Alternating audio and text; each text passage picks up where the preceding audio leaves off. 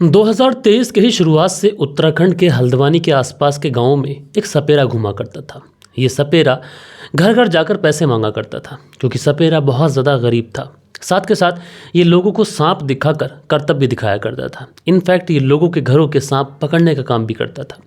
लेकिन इसी दौरान इस सपेरे के ऊपर एक लड़की की नज़र पड़ती है। वो लड़की देखने में बेहद ही खूबसूरत और बहुत अमीर घर की लड़की थी। जब उस लड़की की नज़र इस सपेरे के ऊपर पड़ती है तो वो इस सपेरे की तरफ अट्रैक्ट हो जाती है एंड उसके बाद में वो सपेरे से मिलती है और उसके बाद में इंटीमेट उसके साथ में होने लग जाती है। दोस्तों, सपेरा भी उस लड़की के साथ में इंटीमेट होता है। धीरे धीरे वक्त गुजरता है और एक दिन इस सपेरे को पता चलता है कि ये जो खूबसूरत सी लड़की उसके साथ में इंटीमेट हो रही है, इसके पीछे एक डार्क सीक्रेट है। और जब इस डार्क सीक्रेट के बारे में इस सपेरे को पता चला, जब तक बहुत ज़्यादा देर हो चुकी थी। तो क्या हुआ था इस पूरी घटना के अंदर, सिलसिलेवार तरीके से मैं आप लोग को सुनाऊंगा। बस आप लोग इस वीडियो में अंत तक बने रहें। जो लोग पहली बार चैनल पर आए हैं वो लोग चैनल को सपोर्ट करें, अपना प्यार दिखाएं, सब्सक्राइब करें और वीडियो को ज़्यादा से ज़्यादा अपने दोस्तों और यारों में ज़रूर से ज़रूर शेयर करें। तो चलते हैं, सीधा इस कहानी का रुख करते हैं। दोस्तों, आज की कहानी उत्तराखंड के हल्द्वानी की है। 15 जुलाई साल 2023 को उत्तराखंड के हल्द्वानी में तीन पानी रेलवे क्रॉसिंग के पास में एक कार खड़ी हुई है। ये कार, चूंकि कार स्टार्ट है और इस कार के अंदर एक व्यक्ति भी बैठा हुआ है। अब इस कार के आसपास से, इसके सराउंडिंग से बहुत सारे ऐसे लोग थे जो गुजर रहे थे। कुछ लोग अपने कामों पर जा रहे थे तो कुछ लोग उधर से होकर, कोई मार्केट जा रहा था तो कहीं कहीं जा रहा था। अब जब लोग देखते हैं कि कार बहुत ज़्यादा देर से यहाँ पर खड़ी हुई है, साथ के साथ में कार स्टार्ट भी है, अब लोग उसके शीशे विंडो से ये देखने की कोशिश करते हैं कि आखिरकार इस कार के अंदर कोई है भी या फिर नहीं है। हालांकि कुछ लोगों ने देखा भी था तो उनको ऐसा लगा था कि शायद इस कार के अंदर कोई है। और जब लोग उस कार के अंदर झांकते हैं तो देखते क्या है कि एक व्यक्ति इस कार के अंदर है ज़रूर, लेकिन उसकी हालत ऐसी है कि वो ठीक से बैठा हुआ नहीं है, यानी वो एक साइड में गिरा हुआ सा है। अब जैसे ही लोग ये सारी चीज़ें देखते हैं, तुरंत पुलिस को इन्फॉर्म कर देते हैं। अच्छा, पुलिस भी मौके पर पहुंचती है एंड मौके पर पहुंचने के बाद में जैसे तैसे कर उस गाड़ी के गेट को खोलकर जब अंदर देखा जाता है तो उस गाड़ी के अंदर एक व्यक्ति मौजूद होता है। देखने से ही ऐसा लग रहा था कि शायद इस व्यक्ति की मौत हो चुकी है। अब पुलिस छानबीन करती है तो पता चलता है कि ये जो व्यक्ति है, इसका नाम अंकित चौहान है, क्योंकि देखने से ही लोगों ने पहचान लिया था। अंकित चौहान लगभग उम्र 32 साल के आसपास थी, लेकिन ये काफ़ी ज़्यादा रिच बिजनेसमैन था। इसके रामपुर रोड पर बहुत ज़्यादा होटल्स थे रामबाग के अंदर। अब ऐसे में ये सारी चीज़ें जब पुलिस को पता चलती हैं तो सबसे पहले पुलिस मौत के पीछे का मोटिव जानने की कोशिश करती है कि आखिरकार एक कार के अंदर, जो कि कार स्टार्ट है, कार भी अंकित चौहान की है, तो ऐसे में उसकी, अंकित चौहान की मौत कार के अंदर कैसे हो सकती है। शुरुआत में लोगों को ऐसा लगता है कि अंकित चौहान ने देर रात शायद कोई पार्टी की, उसके बाद में इसने काफ़ी ज़्यादा ड्रिंक किया और उसके बाद में जब ये अपनी कार के अंदर आके बैठा तो शायद ये कार को ड्राइव ना कर पाया और एसी ऑन थी, तो देखने से ऐसा लगा कि हो सकता है कि एसी के अंदर से मोनोऑक्साइड, कुछ जहरीली गैस निकलती है, वो निकली हो और चूंकि गाड़ी लॉक थी तो इसकी वजह से इसकी मौत हो गई हो। अब ये सारी चीज़ें पुलिस को यही लग रही थी और इसी के इस बेस पर पुलिस जो थी वो छानबीन कर रही थी। अब यहाँ पर पुलिस ने सबसे पहले डेड बॉडी को रिकवर किया एंड उसके बाद में फॉर्मेलिटी के तौर पर उसके परिवार वालों से कांटेक्ट किया और बताया कि तुम्हारे बेटे की इस तरीके से कार के अंदर डेड बॉडी मिली है और हमें संदेह है कि इस वजह से तुम्हारे बेटे की मौत हुई है। लिहाजा पुलिस वाले जो थे वो सबसे पहले डेड बॉडी को पोस्टमार्टम के लिए भेज देते हैं एंड डॉक्टर्स को भी यही बताते हैं कि इस वजह से मौत हुई है। अच्छा, डॉक्टर्स भी यही चेक करते हैं क्योंकि डेड बॉडी के ऊपर कोई भी चोट के निशान नहीं थे, कुछ भी देखने से ऐसा संदिग्ध नहीं लग रहा था कि इसके साथ में कुछ भी किया गया हो। जो पुलिस ने डॉक्टर्स को बताया था, डॉक्टर्स भी वही मानकर छानबीन कर रहे थे, जो उनकी रिपोर्ट होती है उस रिपोर्ट को बना रहे थे। लेकिन दोस्तों, जब डॉक्टर पोस्टमार्टम की रिपोर्ट करते हैं तो रिपोर्ट में आता है कि इस व्यक्ति के अंदर जहर है। अब जैसे ही जहर का पता चलता है तो जब उसके जिस्म को बहुत बारीकी से चेक किया जाता है तो पता ये चलता है कि उसके पैर पर सांप के काटने के निशान हैं। लिहाजा जो डॉक्टर्स की टीम होती है वो तुरंत एसएसपी नैनीताल पंकज भट्ट को कॉल करती है और पंकज भट्ट को कॉल करने के बाद में उनको बताती है कि ये जो व्यक्ति है जिसका नाम अंकित चौहान है, इसके सांप ने काटा है और सांप के काटने की वजह से इसकी मौत हुई है। अच्छा, जो पुलिस वाले थे जब वो ये बात सुनते हैं, एसएसपी पंकज भट्ट जब ये बात सुनते हैं तो पुलिस की एक टीम भेजते हैं कि कार के अंदर बहुत बारीकी से चेक करो, क्या कोई सांप घुस आया है। लिहाजा पुलिस की जो टीम थी वो उस कार को बहुत ही बारीकी से चेक कर रही थी। लेकिन इसी बीच में डॉक्टर्स का फ़ोन फिर से एसएसपी पंकज भट्ट के पास में आता है और बताया जाता है कि इस लड़के के दूसरे पैर पर भी सांप ने काटा है। अब जैसे ही ये बात डॉक्टर्स जो थे वो एसएसपी नैनीताल पंकज भट्ट को बताते हैं तो उनको थोड़ा डाउट होता है। एक व्यक्ति जिसके एक पैर पर सांप ने काटा है, ये बात तो कुछ हद तक ठीक है, लेकिन दूसरे पैर पर भी सांप ने काटा है और ठीक सेम उसी जगह पर सांप ने काटा है, ये पुलिस को थोड़ा सा ऑकवर्ड लगता है। इसलिए पुलिस वाले अब इस पूरे मामले में बहुत ही गहनता से छानबीन शुरू करते हैं। उसके बाद में पुलिस फैसला करती है कि इस पूरे एरिया के अंदर जितने भी सीसीटीवी कैमरास हैं उन सारे सीसीटीवी कैमरास को एक बार चेक करना चाहिए। अब दोस्तों, जब सीसीटीवी कैमरास चेक किए जाते हैं, चूँकि 15 जुलाई साल 2023 का ये पूरा मामला था, इसलिए पुलिस जब सीसीटीवी कैमरास चेक करती है तो अगले दिन रात का चेक करती है। तो पुलिस को पता चलता है कि 14 जुलाई साल 2023 के आसपास रात के तकरीबन 3 बजे के आसपास जहां पर इस अंकित चौहान की कार खड़ी हुई थी, वहीं पर एक कार जो थी वो और आगे रुकती है। वो कार कुछ देर तक अंकित चौहान की कार के पास में रहती है एंड उसके बाद में चली जाती है। पुलिस को अब जो संदेह था वो कहीं ना कहीं यकीन में बदल रहा था। पुलिस को ऐसा लग रहा था कि जो मामला जिस तरीके का दिख रहा है वो ऐसा है नहीं। इसलिए पुलिस जो थी वो अंकित चौहान की लाइव लोकेशन और उसकी कॉल डिटेल्स खंगालती है। अब जैसे ही कॉल डिटेल्स पुलिस के पास में आती है और जैसे ही वो कॉल डिटेल्स पुलिस के पास में आती है तो उसमें पुलिस को ये पता चलता है कि ये जो अंकित चौहान नाम का व्यक्ति है ये एक नंबर पर बहुत ज़्यादा फ्रिक्वेंटली बात कर रहा था। पुलिस जब इस नंबर के बारे में पता लगाती है तो पता चलता है कि ये नंबर किसी डोली आर्या के नाम पर रजिस्टर्ड है, जिसको प्यार से माही भी कहा जाता है। डोली आर्या के बारे में पता किया जाता है कि कहाँ की रहने वाली है, तो पता ये चलता है कि हल्द्वानी में एक जगह पड़ती है गोरा पड़ाव, ये वहीं की रहने वाली है, वहीं पर इसका रूम है।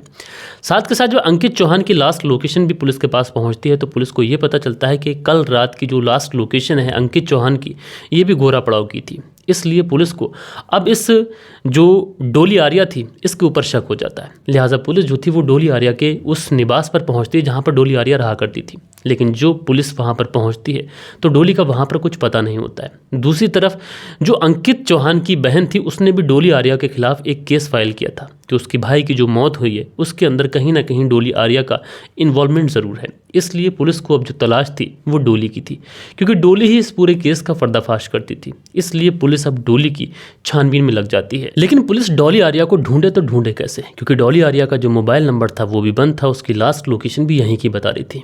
अब ऐसे में फ़ोन स्विच ऑफ कर वो कहाँ भाग गई इसके बारे में पता लगाना पुलिस के लिए बहुत ज़्यादा मुश्किल था। लिहाजा यहाँ पर पुलिस एक फैसला करती है कि क्यों ना डोली आर्या की कॉल डिटेल्स निकाली जाए, और उस कॉल डिटेल्स में अगर कोई ऐसा नंबर मिल जाता है जिस पर डोली आर्या की बात होती है तो ज़रूर इस केस के अंदर कोई ना कोई सबूत या फिर कोई ना कोई कुली पुलिस के हाथ लग सकता है। लिहाजा पुलिस जो थी वो डोली आर्या की कॉल डिटेल्स निकालती है, और जैसे ही डोली की कॉल डिटेल्स पुलिस के पास पहुंचती है तो यहाँ पर बड़ी अजीब चीज़ें पुलिस को कुछ रियलाइज़ होती हैं। दरअसल डोली की एक ऐसे व्यक्ति से बात हो रही थी जिसका डोली की कॉन्टैक्ट लिस्ट में आना अजीब सा संदेह पैदा कर रहा था। दरअसल डोली देखने में जितनी ज़्यादा खूबसूरत थी, फाइनेंशियली भी उतनी ज़्यादा स्टेबल थी, लेकिन जिस व्यक्ति से डोली लगातार बात कर रही थी उसका नाम था रमेश नाथ।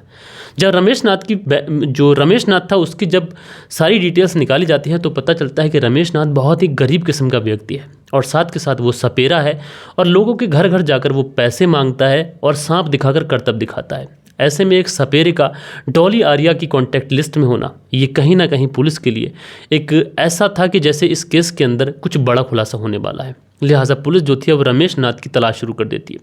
जो रमेश नाथ था ये पुलिस को उसी दिन हत्या लग जाता है, और पुलिस जब रमेश नाथ से उसके और डोली आर्या की कनेक्शन के बारे में पूछती है तो रमेश नाथ पूरी कहानी पुलिस को बता देता है। रमेश नाथ बताता है कि जो अंकित चौहान की मौत हुई है वो कोई एक्सीडेंटल मौत नहीं है, बल्कि एक सोची समझी साजिश है, और ये साजिश किसी और की नहीं बल्कि डोली आर्या की ही है। लिहाजा पुलिस के लिए डोली आर्या की गिरफ्तारी बहुत ज़्यादा ज़रूरी थी। इसलिए पुलिस की जितनी भी टीमें होती हैं वो डोली आर्या को ढूंढने में लग जाती हैं, और आखिरकार पुलिस को इस पूरे मामले में कामयाबी भी मिलती है।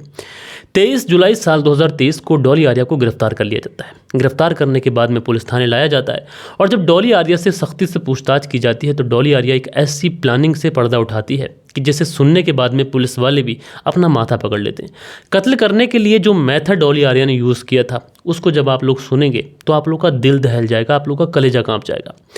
दरअसल डोली आर्या बताती है कि वो लोशियाली की रहने वाली थी, और साल 2008 में वो किसी से मोहब्बत किया करती थी, और साल 2008 में उससे ब्रेकअप हो जाता है, जिस वजह से डोली आर्या पूरी तरीके से टूट चुकी थी।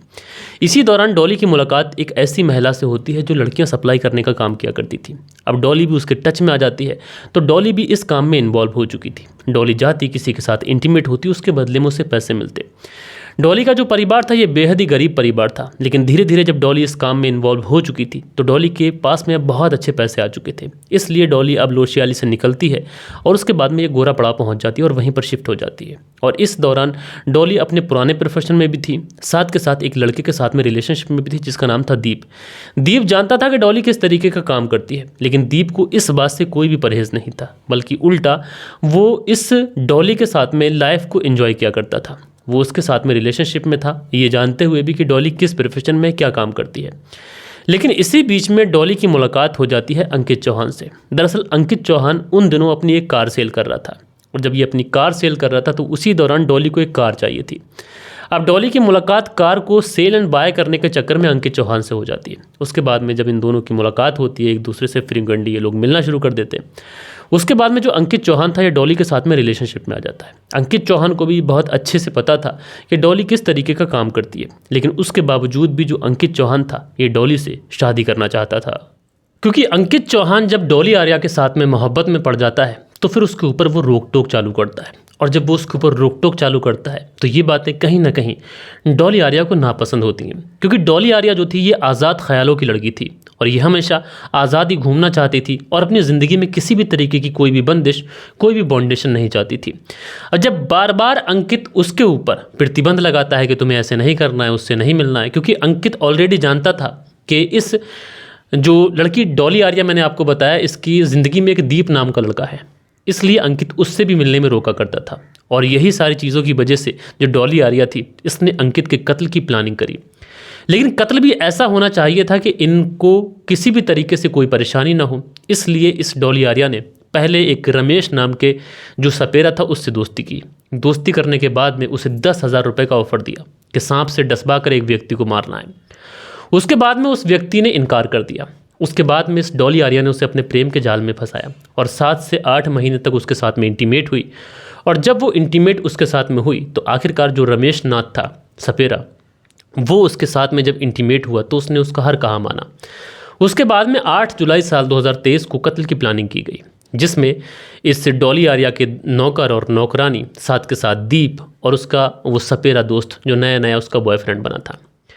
दोस्तों 8 तारीख को क्योंकि अंकित का बर्थडे था और ये लोग चाहते थे कि इसी दिन उसकी मौत हो जाए, इसलिए 8 तारीख को ये उसे काफ़ी ज़्यादा शराब पिलाते हैं और सांप से उसे डसाने की कोशिश करते हैं। लेकिन उस दिन अंकित की शायद किस्मत अच्छी थी, क्योंकि सांप जो था वो उसको डसता ही नहीं है।